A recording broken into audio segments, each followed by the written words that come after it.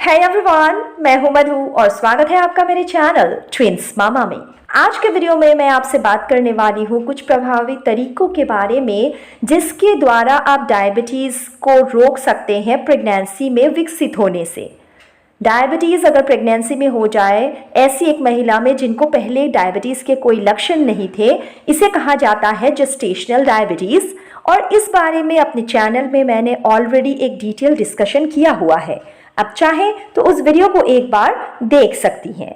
आज के वीडियो में मैं आपको बताने वाली हूँ कुछ स्टेप्स जिसके इस्तेमाल से आप जेस्टेशनल डायबिटीज़ को प्रिवेंट कर सकती हैं। सबसे पहला तरीका होता है डाइट। अगर आप प्रेगनेंसी के दौरान एक डॉक्टर या फिर एक डाइटिशियन से उन खाने की चीज़ों की एक लिस्ट ले लें जिससे कि ब्लड शुगर को कंट्रोल में आप रख सकें और आपका वेट बहुत ज़्यादा ना बढ़े, फिर आप इस तरीके की परेशानी से खुद को रोक सकती हैं। अक्सर डॉक्टर्स या डाइटिशियन आपको इस ब्लड शुगर लेवल को कंट्रोल रखने के लिए फाइबर से भरपूर आहार लेने को कहते हैं और इसमें आप इंक्लूड कर सकते हैं हरी पत्तीदार सब्जियों को, फल को या फिर साबुत अनाज को। इसके अलावा डाइट में प्रोटीन की मात्रा जो कि आप नॉन वेजिटेरियन आइटम से पा सकते हैं या फिर पालक या ब्रोकली जैसे सब्जियों से, इन मात्राओं को आपको बढ़ाना चाहिए। अगर विटामिन बी और प्रोटीन एनफ अमाउंट्स में आप लेती हैं, इससे बच्चे के लिए भी काफ़ी आपको पॉजिटिव इफ़ेक्ट्स मिलते हैं।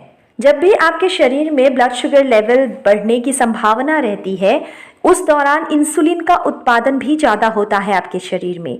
इसलिए आपको कोशिश करनी चाहिए कि अपने खाने के बीच में आप ज़्यादा इंटरवल ना रखें। रेगुलर इंटरवल्स में हेल्दी न्यूट्रिशियस खाना आप खाते रहें। इसके अलावा चीनी, मैदा और आलू, पास्ता, इस तरीके के स्टार्च युक्त जो भी खाने होते हैं, इनको आप कम मात्रा में लें और पैक्ड आइटम्स, ज़्यादा शुगरी आइटम्स, मिठाई वगैरह, इनसे थोड़ा परहेज करें। डाइट के अलावा एक बहुत इम्पॉर्टेंट बात यह है कि आपको रेगुलर इंटरवल्स में अपने डॉक्टर से कंसल्टेशन करवाते रहना चाहिए। किसी भी अपॉइंटमेंट को आपको मिस नहीं करना चाहिए, क्योंकि अगर जेस्टेशनल डायबिटीज़ आपको होता है, ये सिर्फ आपके लिए ही नहीं, आपके बच्चे के लिए भी नेगेटिव इफ़ेक्ट्स क्रिएट कर सकता है। अगर एक महिला को जेस्टेशनल डायबिटीज़ होने के चांसेस हैं तो बहुत सारे टेस्ट जैसे ग्लूकोज टॉलरेंस टेस्ट या फिर उसके पहले भी प्रारंभिक कुछ ग्लूकोज रिलेटेड टेस्ट आपके डॉक्टर आपको कह सकते हैं। तो इस तरीके का जो भी टेस्ट करवाने के लिए डॉक्टर कहते हैं वो आपको ज़रूर करवाना चाहिए। इसके अलावा जो भी मेडिसिन या सप्लीमेंट्स या जिस तरीके का डाइट आपके डॉक्टर कहते हैं वो आपको मेंटेन करना चाहिए। एक्सरसाइज या शारीरिक गतिविधि या एक्टिव लाइफस्टाइल बहुत अच्छा तरीका होता है गर्भावस्था के दौरान अपने वेट को एक सही तरीके से, वजन को सही तरीके से रिकमेंडेड अमाउंट्स में बढ़ाने का। इस रिलेटेड भी वीडियोस आपको मेरे चैनल में मिल जाएंगे। अगर आपकी प्रेगनेंसी कॉम्प्लिकेटेड नहीं है, आपके डॉक्टर ने आपको बेड रेस्ट नहीं कहा है, तो उनके परमिशन के आगे आप अपनी गर्भावस्था के दौरान जो लाइफस्टाइल है उसे एक्टिव रखें। इससे आपका वजन ज़्यादा नहीं बढ़ेगा और कुछ हद तक आप डायबिटीज़ को प्रिवेंट कर सकते हैं इस तरीके से। और एक बात का आप ध्यान रखें कि जब भी प्रेगनेंसी में आप एक्सरसाइज करें तो सुरक्षित एक्सरसाइज करना बहुत ज़रूरी है और इसके लिए एक फिजियोथेरेपिस्ट से आपको एक कंसल्टेशन ज़रूर लेना चाहिए। इसके अलावा आपको अपने स्ट्रेस लेवल या तनाव को कम करना चाहिए। जितना आप तनाव को खुद से दूर रखेंगी, उतना ही जेस्टेशनल डायबिटीज़ या जेस्टेशनल हाइपरटेंशन जैसी असुविधाओं से आप दूर रह पाएंगी। स्ट्रेस को कम करने के लिए योगा काफ़ी हेल्पफुल होता है, लेकिन उसके पहले अपने डॉक्टर से एक बार ज़रूर कंसल्ट करें। और इसके अलावा आप ब्रीदिंग एक्सरसाइजेज या फिर जो भी ऐसी एक्टिविटीज़ है जिससे आपको खुशी मिलती है और वो आपके प्रेगनेंसी के लिए सेफ़ है, इस तरीके की एक्टिविटीज़ में आप खुद को एंगेज कर सकते हैं। और इसके अलावा म्यूज़िक थेरेपी भी काफ़ी लोगों के लिए हेल्पफुल होता है और एक्टिविटी या एक्टिव लाइफस्टाइल भी स्ट्रेस को कम करने में काफ़ी मददगार माना जाता है। और बाय नाउ आपको समझ आ ही गया होगा कि जेस्टेशनल डायबिटीज़ कैसे कैसे कारणों से आपको हो सकता है।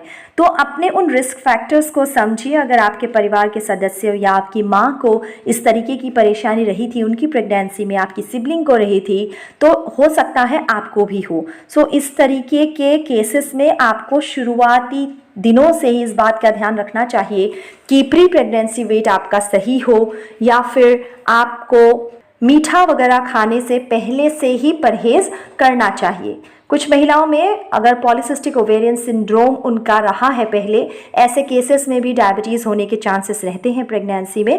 तो अपने डॉक्टर से इस बारे में अच्छे से एक डिस्कशन आप ज़रूर कीजिए।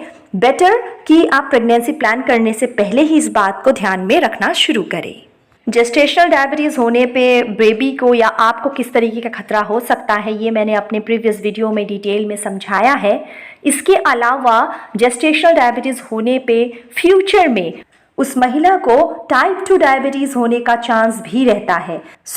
दो मैं प्रिवेंशन की बात कर रही हूँ, अगर किसी वजह से आपको जेस्टेशनल डायबिटीज़ हो जाए तो उसके आगे भी आपको ध्यान रखना चाहिए कि आप इस असुविधा से खुद को दूर कर लें, क्योंकि अदरवाइज आपको आगे जाकर फिर से टाइप 2 डायबिटीज़ हो सकता है।